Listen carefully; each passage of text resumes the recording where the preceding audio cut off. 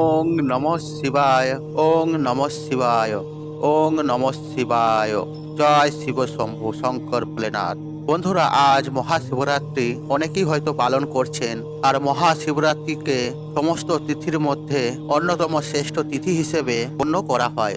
আর বলা হয় আজকের দিনে যদি কেউ ব্রত পালন করে থাকেন, বাবার পূজা দিয়ে থাকেন, তাহলে ধর্ম, অর্থ, কাম ও মোক্ষ এই 4 রকম ফল লাভ করা হয়ে থাকে। বন্ধুরা, মহাশিবরাত্রির কি মাহাত্ম্য তা আমরা মহাশিবরাত্রির ব্রত কথায় উল্লেখ পেয়ে থাকি। আর মহাশিবরাত্রি করলে আসলে কি হয়, আর মহাশিবরাত্রি কিভাবে করতে হয়, এই সমস্ত কিছুই মহাশিবরাত্রির ব্রত কথায় উল্লেখ করা হয়েছে। বন্ধুরা, আপনারা নিশ্চয়ই জানেন, যারা মহাশিবরাত্রির ব্রত করছেন তাদের ব্রত ততক্ষণ পর্যন্ত না সম্পূর্ণ হয় আর যতক্ষণ পর্যন্ত না মহাশিবরাত্রির ব্রত কথা শ্রবণ না করা হয়। তাই আজকের দিনে যতবার আপনি এই ব্রত কথা শ্রবণ করবেন, ততবার এক পরম শক্তি অনুভব করবেন। তাই বারবার এই মহাশিবরাত্রির ব্রত কথা শ্রবণ করে নিজের মধ্যে সংযম, শক্তি এবং ভক্তি ভাগ্যে জাগ্রত করুন। যদি প্রথম প্রহরেই শিবরাত্রির পূজা সম্পূর্ণ করেন, তাহলে পূজার পর একবার অবশ্যই শ্রবণ করুন। আর যদি সমগ্র রাত্রি জাগরণ করে 4 প্রহর ধরে বাবার পূজা সম্পূর্ণ করেন, তাহলে প্রত্যেক প্রহরেই পূজার পর শিবরাত্রির ব্রত কথা শ্রবণ করতে হয়। এবং সব শেষে যখন পারণ করবেন, এই পারণের সময়ও একবার এই মহাশিবরাত্রির ব্রত কথাটি শ্রবণ করুন। আশা করছি বন্ধুরা, শিবরাত্রির এই ব্রত কথাটি শ্রবণ করে আপনাদের ভালো লাগবে। আর শুরু করছি মহাশিবরাত্রির ব্রত কথা। ওং নমঃ শিবায়, ওং নমঃ শিবায়, ওং নমঃ শিবায়। জয় শিব শম্ভু। মহাশিবরাত্রির ব্রত কথা। পুরাকালের কথা, তখন কৈলাস পর্বতে কি করেছিল সর্বরত্নে এক অলঙ্কৃত ছিল ছায়া সুনবীর, ফুলে ফলে শোভিত বৃক্ষ, লতা ও গুল্মে ঢাকা, পারিজাত সহ অন্যান্য পুষ্পে সুগন্ধে চারদিক থাকতো আমোদিত।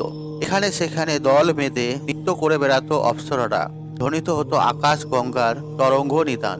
ব্রহ্ম ঋষিদের কণ্ঠ থেকে শোনা যেত বেদ ধ্বনি। এই কৈলাস শিখরে শিব এবং পার্বতী দেবী বাস করতেন। গঙ্গধর্ম, সিন্ধু, চারণ প্রভৃতি তাদের সেবা করত। পরম সুখে ছিলেন শিব পার্বতী। একদা পার্বতী শিবকে প্রশ্ন করলেন, ভগবান, আপনি ধর্ম, অর্থ, কাম ও মোক্ষ দাতা। আপনি কোন ব্রত ও তপস্যায় সন্তুষ্ট হন? আর দেবী পার্বতীর কথা শুনে ভগবান শিব বললেন, দেবী, ফাল্গুন মাসের কৃষ্ণপক্ষের চতুর্দশী তিথির রাত্রিকে শিবরাত্রি বলা হয়। আর এই রাত্রিতে উপবাস করলে আমি অত্যন্ত সন্তুষ্ট হই। স্নান, বস্ত্র, ধূপ, পুষ্প ও অর্চনায় আমি যতটুকু সন্তুষ্ট হই, আর তার চেয়ে বেশি সন্তুষ্ট হই শিবরাত্রির উপবাসে। আর তিনি আরো বলেন, ব্রত পালনকারী ত্রয়োদশীতে স্নান করে সংযম পালন করলে স্বপক্ষ নিরামিষ বাক্য বিষণ্ণ ভোজন করবে। খণ্ডিল অর্থাৎ ভূমি বা বালু বিছানো যজ্ঞবেদী অথবা কুশ বিছিয়ে শয়ন করে আমার নাম স্মরণ করতে থাকবে। রাত্রি শেষ হলে শয্যা ত্যাগ করে পাতক ক্রিয়াদি করবে, অন্যান্য আবশ্যক কার্যাদি করবে। সন্ধ্যায় যথাবিধি পূজা আদি করে বিল্লপত্র সংগ্রহ করবে। তারপর নিত্য ক্রিয়াদি করবে। অতঃপর খণ্ডিলে অর্থাৎ যজ্ঞবেদিতে সরোবরে বা পতিকে প্রতিমায় বিল্লপত্র দিয়ে আমার পূজা করবে। একটি বিল্লপত্র দ্বারা পুজো করলে আমার যে প্রীতি জন্মে, সকল প্রকার পুষ্প একত্রিত করে কিংবা মণি, মুক্তা, প্রবাল বা স্বর্ণ নির্মিত পুষ্প দিয়ে আমার পূজা করলেও আমার তার সমান প্রীতি জন্মে না। প্রহরে প্রহরে বিশেষভাবে স্নান করিয়ে আমার পূজা করবে। পুষ্প, গন্ধ, ধূপকাঠি দ্বারা যথোচিত অর্চনা করবে। প্রথম প্রহরে দুগ্ধ, তৃতীয় প্রহরে বুদ্ধি, তৃতীয় প্রহরে ঘৃত এবং চতুর্থ প্রহরে মধু দিয়ে আমাকে স্নান করাবে এবং পূজা করবে। এছাড়া যথাশক্তি নিত্য গীতাদি দ্বারা আমার প্রীতি সম্পাদন করবে। হে দেবী, এই হলো আমার প্রীতিকর ব্রত। আর এই ব্রত করলে তপস্যা যজ্ঞের পূর্ণ লাভ হয় এবং 16 কলায় দক্ষতা জন্মে। এই ব্রতের প্রভাবে সিদ্ধি লাভ হয়। অভিলাষী ব্যক্তি সপ্তদ্বীপা পৃথিবীর প্রতিষ্ঠ হয়। শিব পার্বতীকে আরো বলেন, এবার শিব চতুর্দশী তিথির মাহাত্ম্য বলছি শোনো। একদা সর্বগুণ যুক্ত বারাণসী পুরীতে ভয়ঙ্কর এক ব্যাধ বাস করত। বেটি খাটো ছিল তার চেহারা, আর তার গায়ের রং ছিল কালো। চোখ আর চুলের রং ছিল কটা। নিষ্ঠুর ছিল তার আচরণ। হাত জাল, দড়ির ফাঁস এবং পানি হত্যার নানা রকম হাতিয়ারে পরিপূর্ণ ছিল তার বাড়ি। আর একদিন সে বনে গিয়ে অনেক পশু হত্যা করলো। তারপর নিহত পশুদের মাংস ভার নিয়ে নিজের বাড়ির দিকে রওনা হলো। পথে শান্ত হয়ে এসে মনের মধ্যে বিশ্রামের জন্য একটি বৃক্ষ মূলে শয়ন করলো। একটু পরেই নিদ্রিত হলো। সূর্য অস্ত গেল। এক ভয়ঙ্কর রাত্রি ব্যাধ জেগে উঠল। ঘোর অন্ধকারে কোনো কিছু কারোই দৃষ্টিগোচর হলো না। অন্ধকারে হাতড়ে হাতড়ে সে একটি শিবফল বৃক্ষ অর্থাৎ বিল্ল বৃক্ষ পেল। সেই বিল্ল বৃক্ষে সে লথা দিয়ে তার মাংস ভার বেঁধে রাখলো। বৃক্ষ দলে হিংস্র জন্তুর ভয় আছে এই ভেবে সে নিজেও সেই বিল্ল বৃক্ষে উঠে পড়ল। শীতে ও ক্ষুধায় তার শরীর কাঁপতে লাগলো। এভাবে সে শিশির ভিজেই জেগে থাকলো সারা রাত।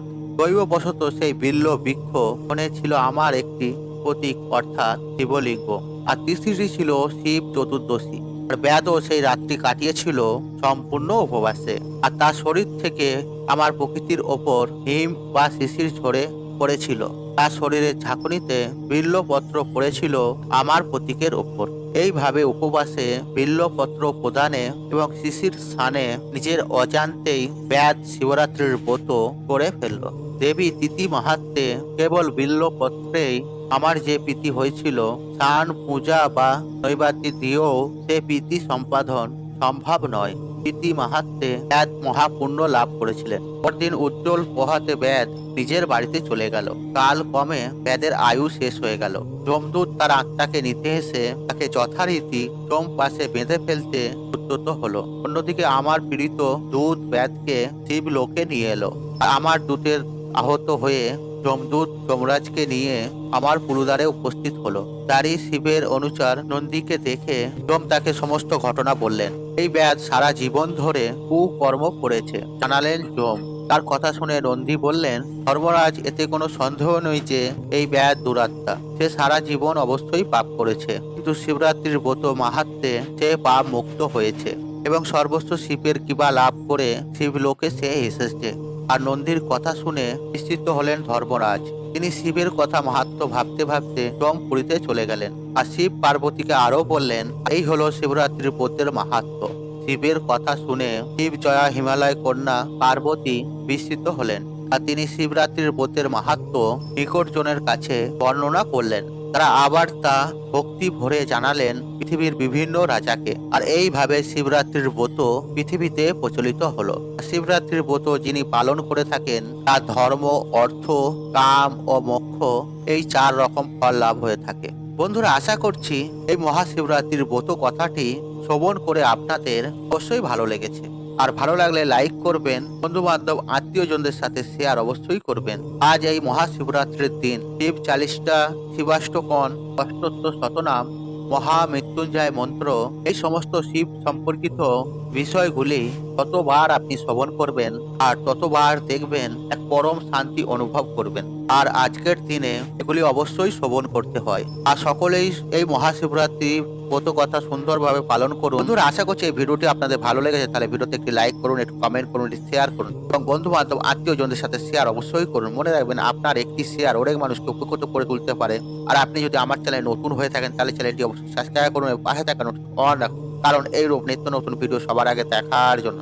ঈশ্বর আপনার মঙ্গল করুক, আপনি সুস্থ থাকুন, নিরুত আপনার দিন মঙ্গলময় হোক। ওং নমঃ শিবায়, ওং নমঃ শিবায়।